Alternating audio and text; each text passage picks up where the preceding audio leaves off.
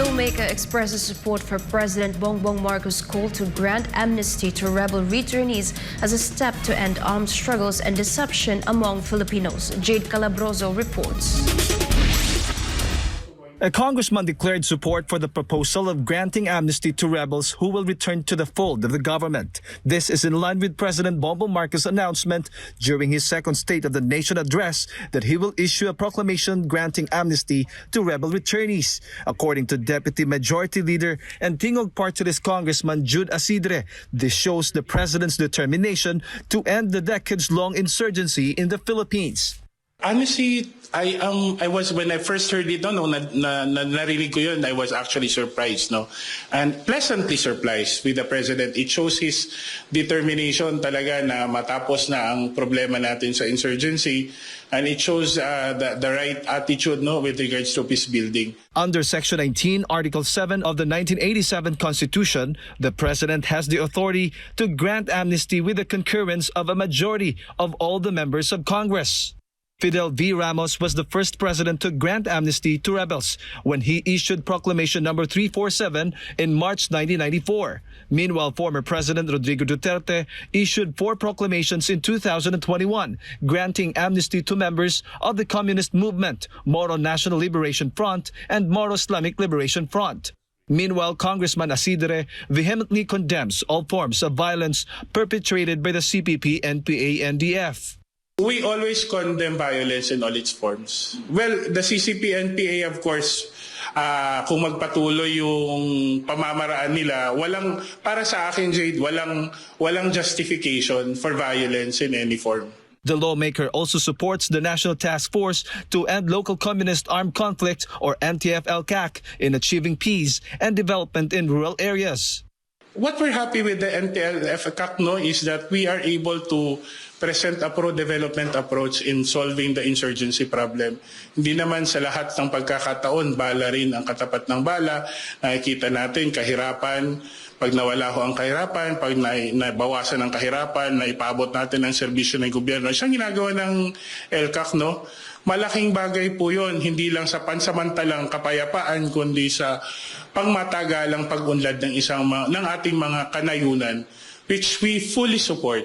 When asked about increasing the budget of NTF-LCAC, here is the lawmaker's response. Well, suportahan natin yung mga, not just for the anti-insurgency context ng programa, pero alam ho natin at kitang-kita ho natin na direkto ho sa tao ang benepisyo ng mga programa ng LCAC. Nakikita ho natin yon dun sa paggawa ng mga classroom, pagbubukas ng mga daan.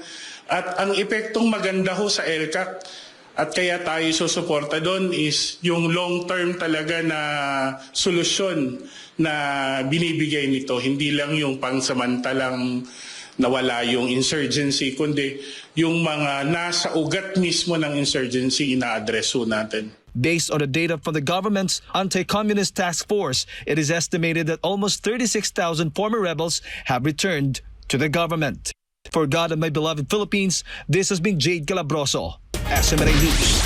In other news, the Marawi Compensation Board has explained why claimants affected by the Marawi siege cannot receive full compensation for their losses. MJ Modear tells us more.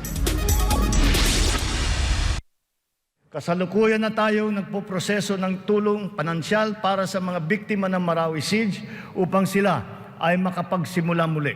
President Bongbong Marcos has mandated agencies to process financial assistance for the victims of the Marawi siege to aid them in their recovery efforts. This was discussed during the convening of the House Ad Hoc Committee on Marawi Rehabilitation and Victims' Compensation. According to the Marawi Compensation Board, over 2,000 claims have applied for compensations since it opened on July 4. On the first day alone, millions worth of claims were received. Doon pa lang sa application level, 400 million for structure and then 300 million for personal properties. 1 day pa lang yun, no? The board estimates that over 17,000 families are expected to apply for claims. Moreover, it clarified to claimants that they should not expect a 100% full refund for their lost properties during the war. They also provided advice for those with substantial claims, those who lost businesses, houses, buildings, and real estate properties during the 5-month war in the city. It cannot be approximated ng ganon, no, 100% kasi ang compensation is not really 100% na you will be compensated. As much as you can prove and as much as the board can adjudicate based on the evidence that you presented. There is a standard compensation for the families and those who lost their lives during the war. Each family will receive 350,000 pesos as assistance, regardless of the immeasurable value of the lives lost. Here is a standard compensation for the properties. For the structure, as we said, if it's totally damaged, it's 18,000 per square meter per story. So let's say 100 square meter yung bahay, 1.8 million. This year, the Marawi Compensation Board has a budget of 1 billion pesos to be distributed among the victims of the Marawi siege. The application for claims is open until July 2024. Nanunumbalik na ang sigla sa pamayanan, maraming proyekto ang nakumpleto at mga infrastrukturang naitatayo. To fulfill the President's statement, the Task Force Bangon Marawi is currently working tirelessly. Yeah, mga katingin ko, abot na tayo ng almost 90% given the new facilities that we have just started.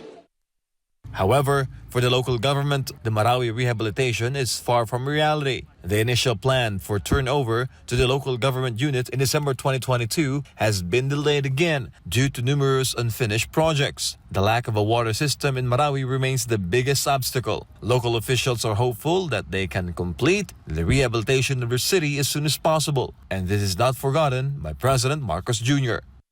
Papasalamat tayo sa ating mahal na Presidente at ma-remind man lang yung mga department na kung saan kung may mga kulang na proyekto na nasa master plan ng Marawi Rehab, dapat ilagay na.